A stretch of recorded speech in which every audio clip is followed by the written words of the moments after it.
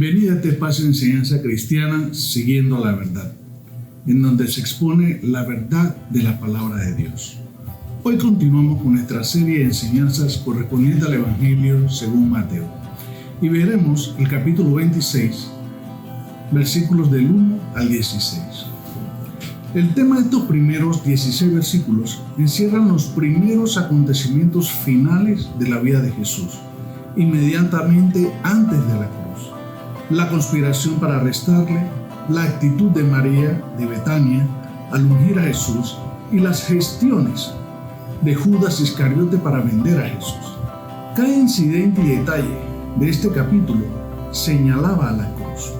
La sucesión precisa de los eventos podría dar al lector la impresión de que Jesús estaba por un torbellino de circunstancias que no podía controlar.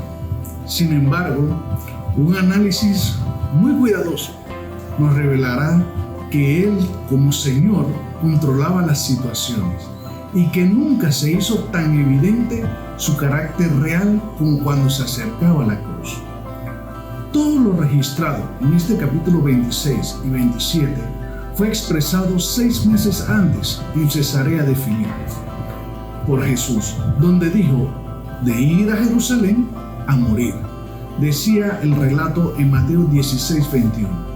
Desde entonces, Jesucristo comenzó a declarar a sus discípulos que debía ir a Jerusalén y sufrir muchas cosas de parte de los ancianos, de los principales sacerdotes y de los escribas, y ser muerto y resucitar al tercer día. Él estaba actuando de acuerdo con el horario fijado por Dios y en consecuencia imponía su ritmo al desarrollo de los hechos. Él no era una víctima impotente, atrapada como el grano que iba a ser triturado entre la muela o piedra de molino. Un sentimiento de reverencia debería impregnar nuestros pensamientos a medida que vamos considerando los sucesos de este capítulo, porque ellos están vitalmente relacionados con nuestra salvación. Leamos ahora los versículos 1 y 2. Cuando hubo acabado Jesús todas estas palabras, dijo a sus discípulos: ¿Sabéis que dentro de 2 días se celebra la Pascua y el Hijo del Hombre será entregado para ser crucificado? En ese momento Jesús tenía 2 cosas en su mente. Celebrar la Pascua era una, y prepararse para ser el Cordero de la Pascua. En varias ocasiones Jesús les había advertido a sus discípulos que Él iba a morir, y no de causas naturales, sino que lo iban a matar. Continuamos leyendo hasta el versículo 5. Entonces los principales sacerdotes, los escribas y los ancianos del pueblo se reunieron en el patio del sumo sacerdote, llamado Caifás, y tuvieron consejo para prender con engaño a Jesús y matarle. Pero decían: no durante la fiesta, para que no se haga alboroto en el pueblo. Vimos que en el versículo 2 Jesús les dijo a sus discípulos que iba a morir, según el relato, 6 meses antes de este incidente en Cesarea de Filipo. Había comenzado a anunciarles su muerte inminente. En este pasaje que acabamos de leer, estaba incluso fijando el momento de su muerte. Les dijo que moriría durante la fiesta de la Pascua. Pero los dirigentes religiosos tenían otros planes, como hemos leído en el versículo 5, porque temían que se produjese un alboroto en el pueblo. Los mismos que habían determinado matarle decían que no le crucificarían durante la Pascua, y él dijo que moriría durante la Pascua. Al final, ¿cuándo murió? Pues durante la Pascua. Vemos así que fue Jesús y no sus enemigos los que decidieron el momento de la ejecución. Él se encontraba al mando de los acontecimientos. Es que en el Evangelio de Mateo, Él es presentado como el Rey, como hemos dicho desde el inicio, y cuando parecía encontrarse más indefenso y débil que en cualquier otro instante, estaba realmente a cargo de la situación. el odio profundo de sus enemigos les había conducido al extremo de planear su asesinato y lo querían cometer a su manera, pero no se los permitiría hacerlo.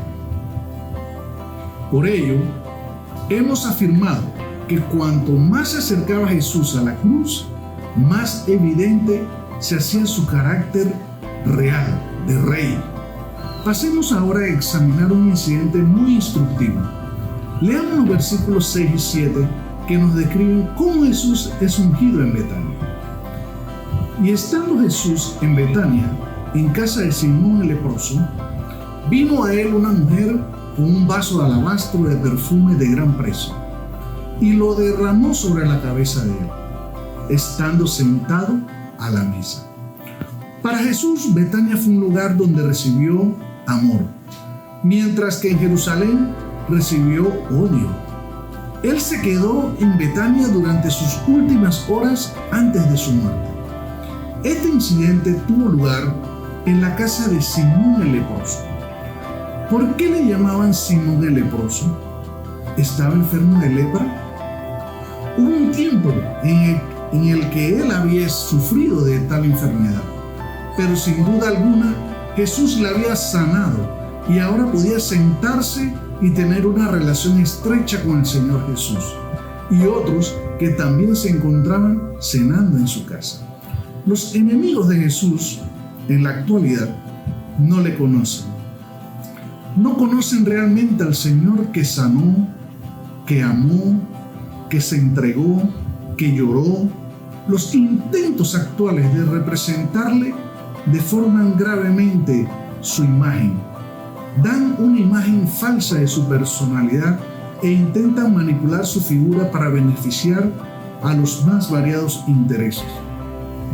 Cuando alguien se ha acercado al Señor Jesús y ha sido limpiado por Él, puede sentarse y tener una relación personal de compañerismo con Él.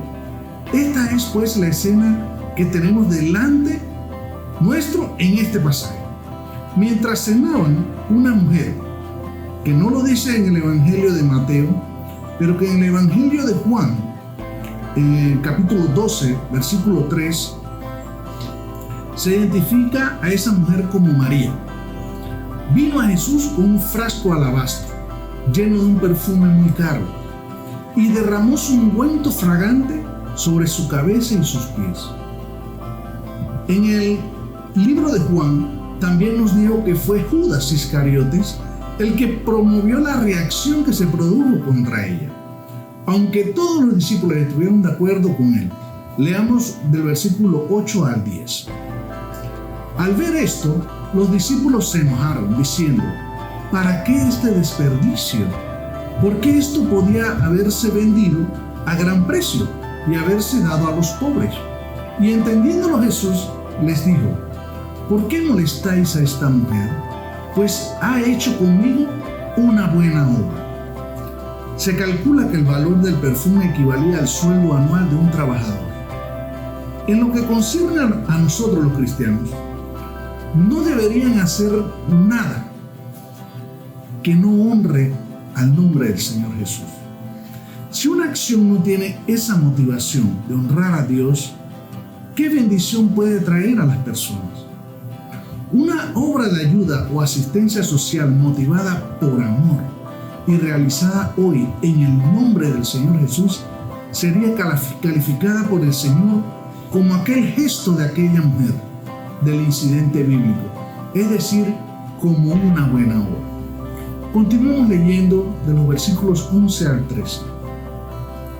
Porque siempre tendréis pobres con vosotros, pero a mí no siempre me tendréis, porque al derramar este perfume sobre mi cuerpo, lo ha hecho a fin de prepararme para la sepultura.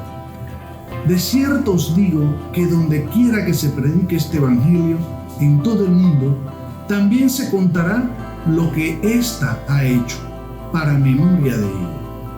Durante aquella semana final, el Señor no pasó ninguna noche en la ciudad de Jerusalén, pero sí permaneció en Betania, donde encontró una amistosa acogida en casa de quienes le amaban.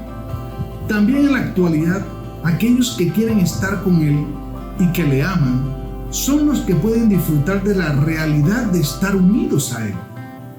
Mi querido oyente, tú también puedes tener esa relación personal con Jesús, si así tú lo deseas. Podríamos decir que la historia del frasco alabastro roto ha llenado el mundo entero con su fragancia. Recordemos que el Señor dijo que allí donde el Evangelio se predicase, en el mundo entero se hablaría de lo que esa mujer había hecho. De todos los seguidores de Cristo, solo María comprendió el significado de su muerte, lo cual no fue el caso de los apóstoles. Aunque ella estaba al margen de los acontecimientos, captó su significado y se lo expresó a Jesús ungiéndole. ¿Fue un desperdicio aquel perfume? En el relato de los evangelios podemos leer que por la mañana, en el primer día de la semana, otras mujeres vinieron a la tumba de Jesús para ungir su cuerpo en la sepultura. ¿Pero pudieron derramar su ungüento sobre el cuerpo de Jesús? No se encontraba allí, porque Él ya no estaba en la tumba, había resucitado. Solo María había tenido el privilegio de ungirle. Estimado amigo, tú y yo necesitamos romper nuestro vaso de alabastro con su perfume en el nombre del Señor Jesús. El mundo no le conoce, así que deberíamos ser muy cuidadosos para que todo lo que hagamos traiga honor y gloria, no a nosotros, sino a Él, a Jesús. Ahora nos apartamos de esta escena maravillosa y luminosa para acercarnos a una escena un poco oscura. Leamos los versículos 14 al 16 que tratan sobre Judas ofrece entregar a Jesús. Entonces uno de los 12, que se llamaba Judas Iscariote, fue a los principales sacerdotes y les dijo: ¿qué me queréis dar? Y yo os lo entregaré. Ellos le asignaron 30 piezas de plata y desde entonces buscaba oportunidad para entregarle. La acción de Judas Iscariote fue sombría, en contraste con la actitud de percepción espiritual de María. El relato aclara que Judas buscó el momento más apropiado para traicionarle. Es que el arresto debía tener lugar cuando las multitudes ya se hubiesen retirado y Jesús se encontrase solo. Por ese momento oportuno esperaba Judas. Concluimos diciendo que Jesús es el Cristo, el Hijo del Dios viviente. Es Él quien tiene toda autoridad, todo bajo su control, y a Él debemos toda honra y toda gloria. Que todo lo que hagamos sea para honrar su nombre y glorificar su nombre. Dios le bendiga.